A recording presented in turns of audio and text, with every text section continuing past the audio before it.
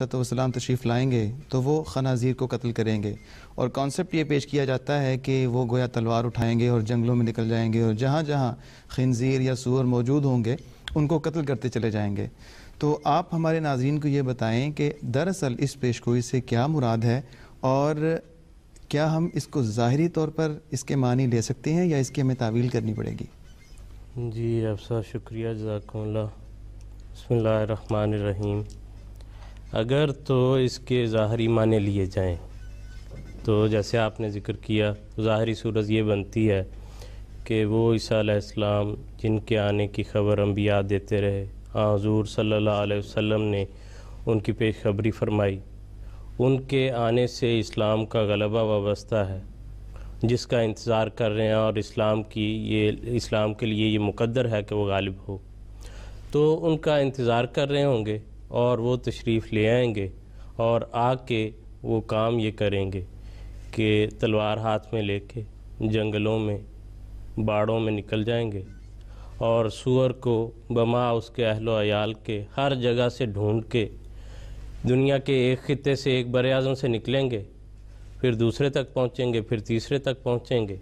اور اس بات کی تسلی کریں گے کہ کہیں یہ بدذات جو ہے وہ باقی نہ رہ جائے جو ان کے نزدیک شکل بنتی ہے۔ تو اگر اس کو ظاہری طور پر لیں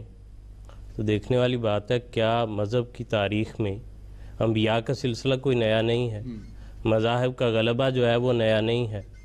مذاہب کو جو ان مذاہب کو قائم کرنے والی ذات ہے وہ کوئی نئی نہیں ہے، پہلی دفعہ یہ واقعہ نہیں ہونا، یہ بات نہیں ہونی۔ انبیاء 1,24,000 تشریف لاتے رہے ہیں، کبھی ایسا ہمیں نظر آتا ہے کہ کسی نبی کو یہ مشن سونپا گیا ہو کہ فلاں جانور کو، فلاں پرندے کو، فلاں درندے کو، یا انسانوں کو، کسی ایک نسل کو کہ جو اس کے مخالفین بھی ہوں، کہ جا کے تلوار لو اور قتل کرنا شروع کر دو اور ان کا کوئی جو ہے ذرہ اور نام و نشان باقی نہ رہے؟ کبھی آج تک ایسا نہیں ہوا، اور اللہ تعالیٰ یہ فرماتا ہے کہ لن تجد لسنت اللہ تبدیلا، کہ اللہ تعالیٰ کا جو ایک طریق ہے اس میں کوئی آپ تبدیلی نہیں دیکھیں گے۔ پھر ویسے بھی یہ بڑی زیادتی والی بات ہے کہ قرآن کریم جیسے مذہب جو قرآن کریم سے ہمیں ملتا ہے، جس کا منبع جو ہے وہ اللہ تعالیٰ کی ذات ہے، جس کے متعلق یہ ہے هو اللطیف الخبیر، انتہائی لطیف اور باریک جو ہے وہ ایک ذات ہے۔ تو یہ بڑی متضاد باتیں نہ ہوں گی کہ ایک طرف تو وہ اتنی لطیف ذات ہے، وہ بھیجے، وہ اپنے کاموں کے لیے بھیجے لوگوں کو، اور وہ بتائے یہ کہ کام وہ اس صورت کے جا کے کریں گے کہ جن میں کوئی لطافت نہیں نظر آتی، جن میں کوئی معقولیت نہیں نظر آتی، جن کو دیکھ کے کوئی انسان جو ہے وہ یہ نہیں کہہ سکتا کہ واہ یہ کمال کا کام کرتی ہے۔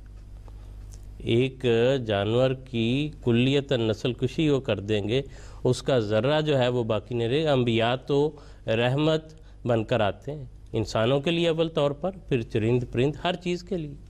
اور حضور صلی اللہ علیہ وسلم رحمت العالمین تھے۔ آپ نے اپنے نائب کی جو خبر دی، جن کے لیے کہا کہ وہ آ کے میرے دین کے لیے یہ کام کریں گے، تو ان کے لیے حضور صلی اللہ علیہ وسلم یہ کس طرح خبر دے سکتے ہیں؟ حضور کی جو اپنی شخصیت ہے اس کے ساتھ یہ مطابقت نہیں جاتی کہ حضور کی امت میں آنے والا جو بندہ ہے وہ آ کے یہ سارے کام کرے۔ پھر قرآن کریم یہ کہتا ہے بار بار کہ تدبر کرو، عقل کرو، زمین میں پھر کے دیکھو، جو گزشتہ قوموں کے قصے ہیں وہ بھی اسی لیے بیان کیے ہیں تاکہ اس سے عبرت حاصل کی جائے۔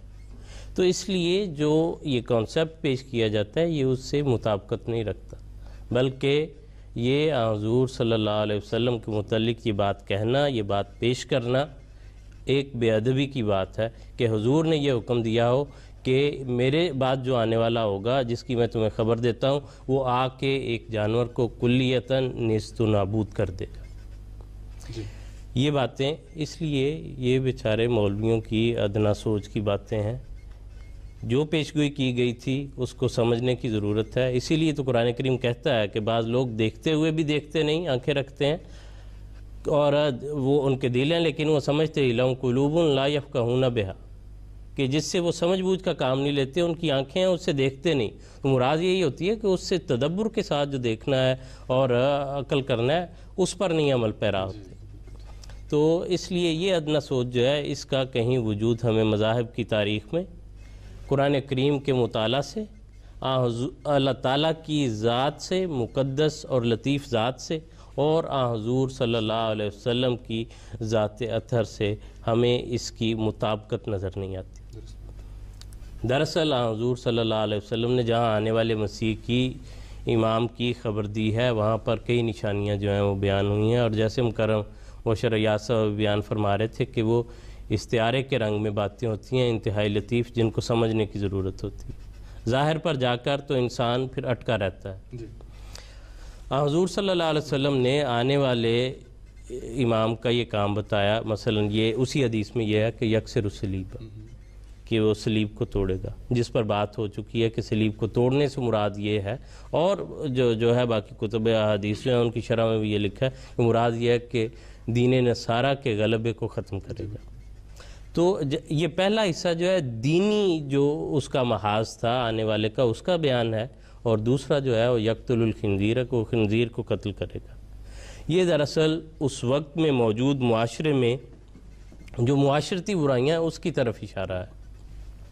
اور جو ان برائیوں کا ایک سورس بن رہا ہوگا اس وقت، اور جو اس کی صفات ہیں ان کی طرف اشارہ ہے۔ اور ان باتوں کو دیگر احادیث میں حضور صلی اللہ علیہ وسلم نے اور الفاظ میں کھول کر بیان بھی فرمایا۔ مثلا جو خنزیر کی، سور کی جو ہے وہ غور کرتے ہیں اس پر کہ اس کے نتیجے میں کیا نقصانات ہیں۔ ایک تو اس کا یہ ہے کہ سائنسدانوں کے مطابق یہ بات ثابت ہے کہ انسان جو غذا کھاتا ہے اس کا اس پر اثر ہوتا ہے۔ یہ بھی حضور نے منفرد ایک نقطہ بیان فرمایا ہے کہ جہاں رہتا ہے جو غذا کھاتا ہے انسان، اس کی ذات پر جو ہے وہ اثر ہوتا ہے، اس کی عادات پہ اثر پڑتا ہے اس کا۔ جی بالکل۔ تو سور جو ہے اس کے کھانے کے نتیجے میں انسان پر جو اثرات ہوتے ہیں ان میں بے حیائی کا مادہ جو ہے وہ بڑی کثرت سے پھیل جاتا ہے۔ پھر اس کی اور ایسی عبادات ہیں جس کا زمانے میں اس وقت ظاہر ہو رہی ہیں، جہاں پر یہ استعمال ہو رہا ہے، اور اس کا استعمال اتنی کثرت سے ہے کہ یہ کوئی ڈھکی چھپی بات نہیں، اس پہ اب کوئی دلیلیں دینے کی ضرورت نہیں ہے، یہ تو ظاہر و باہر بات ہے کہ کس طرح اس کا استعمال ہو رہا ہے۔ تو اس میں مثلا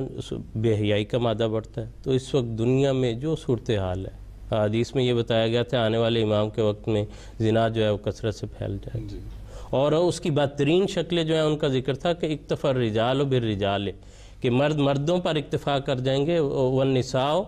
بالنساء، اور عورتیں عورتوں پر اکتفا کر جائیں گی۔ یہ گے موومنٹس جو ہیں ساری دنیا میں جانی پہچانی، اور اس حد تک پہنچ گئی ہیں کہ باقاعدہ قانون بن رہے ہیں، ملک ان کو سہارا دے رہے ہیں، اور اس میں کوئی شرمندگی کی بات جو ہے وہ نہیں سمجھی جاتی۔ تو ان معاشرتی برائیوں کی طرف اشارہ تھا کہ آنے والے کے وقت میں یہ برائیاں کثرت سے پھیل چکی ہوں گی، اور وہ آ کر ان کے کلا کما کے لیے تعلیم دے گا اور کوشش کرے گا۔ پھر سور کی ایک اور یہ خصلت ہے کہ سبزی خور جانور ہونے کے باوجود وہ اپنے مردہ بچوں کو کھا جاتا ہے۔ شیر، چیتا، بھیڑیے جیسے جو جانور ہیں جو گوشت خور ہیں وہ بھی یہ کبھی حرکت نہیں کرتے، لیکن اس جانور میں یہ پائی جاتی ہے۔ اور آج کے دور میں یہ بچوں کے ساتھ زیادتی کا جو عنصر ہے وہ معاشرے میں عام نظر آتا ہے۔ مثلا یو کے کی بات کریں تو آفیشل یہ فگرز ہیں کہ صرف ایک سال میں 2012-13 میں 23,000 کیسز جو ہیں رپورٹ ہوئے، جس میں وہ کہتے ہیں کہ 34% ایسے ہوتے ہیں جس کی رپورٹ نہیں کی جاتی۔ تو یہ جہاں پر بہت تحفظ ہے بظاہر جو ہے، اور لوگ پڑھے لکھے ہیں، علمی لحاظ سے بھی لوگوں کو بڑا اپنا ان کو ادراک حاصل ہے، سوسائٹی کا ایک ڈیولپڈ سوسائٹی یہاں پر سمجھی جاتی ہے، اور جو ہے وہ قانون کا ڈر بھی ہے، لیکن اس کے باوجود یہ فگرز جو ہیں وہ نظر آتے ہیں۔ تو اس لیے یہ اس طرح کی جو ہے، پھر اس کی ایک اور خصلت یہ ہے کہ بلا ضرورت جو ہے فصلوں کو اجاڑنا اور رزق کو ضائع کرنا، یہ بھی دنیا میں اس وقت ایک کہتے ہیں دنیا میں کبھی اتنا رزق پیدا نہیں ہوا جتنا آج پیدا ہو رہا ہے، لیکن اسی وقت میں اتنا رزق ضائع بھی ہو رہا ہے۔ وہ کہتے ہیں کہ اکیلا امریکہ میں اتنی گندم جو ہے سمندر میں پھینکی جاتی ہے کہ اگر وہ افریقہ کو دیں تو اس کی بھوک ختم ہو سکتی ہے۔ تو اس لیے جو اس طرح کی معاشرتی بیماریاں تھیں ان کی طرف اشارہ کرنا مقصد تھا، اور احادیث کی شروع میں بھی یہ لکھا ہے کہ دراصل یہ عیسائی مذہب میں جہاں کثرت سے اس کا کھانا جو ہے شروع ہو جائے گا، ان کے حرمت کو مبالغے تک پہنچانے کے لیے، اس کی برائی کو ظاہر کرنے کے لیے یہ جو ہے حدیث میں بیان ہوا ہے۔ اور یہ آنے والا